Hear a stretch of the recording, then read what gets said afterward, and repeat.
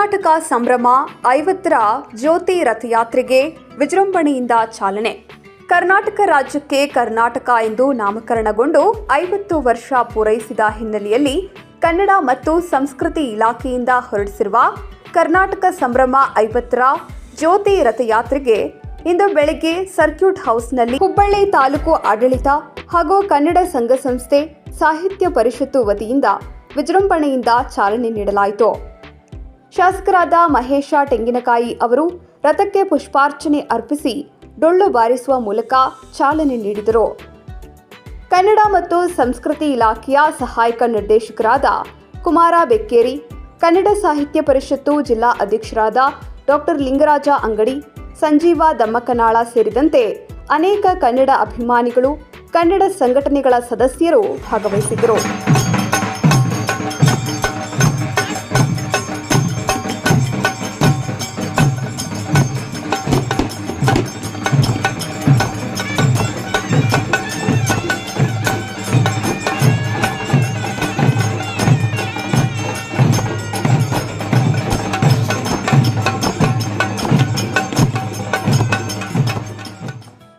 ಕರ್ನಾಟಕ ಸಂಭ್ರಮ 50ರ ಜ್ಯೋತಿ ರಥಯಾತ್ರೆಗೆ ಶಿವಳ್ಳಿಯ ಡೊಳ್ಳು ಕುಣಿತ, ಶೆರೆವಾಡದ ಕರಡಿ ಮಜಲು, ಸುಳ್ಳದ ಜಗ್ಗಳಿಕೆ ಮೇಳ, ಹುಬ್ಬಳ್ಳಿಯ ಗೊಂಬೆ ತಂಡ, ವಿದ್ಯಾರ್ಥಿಗಳ ಕುಣಿತ ಹಾಗೂ ಕಲಾವಿದರ ಕನ್ನಡ ಹಾಡುಗಳ ಗಾಯನ ಮೆರುಗು ತಂದವು.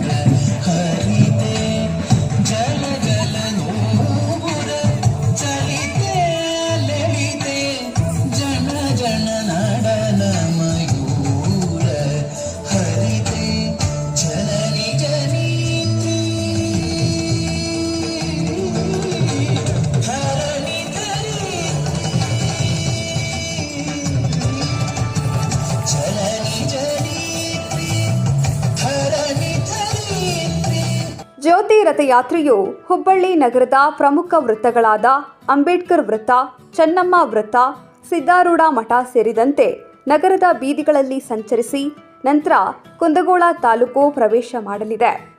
ಹಳೆ ಹುಬ್ಬಳ್ಳಿಯ ಸ್ವರ್ಣಮಯೂರಿ ಶಾಲೆಯ ವಿದ್ಯಾರ್ಥಿಗಳು ಕನ್ನಡ ಗೀತೆಗೆ ಆಕರ್ಷಕ ನೃತ್ಯವನ್ನು ಪ್ರದರ್ಶಿಸಿ ನೋಡುಗರ ಕಣ್ಮನ ಸೆಳೆದರು.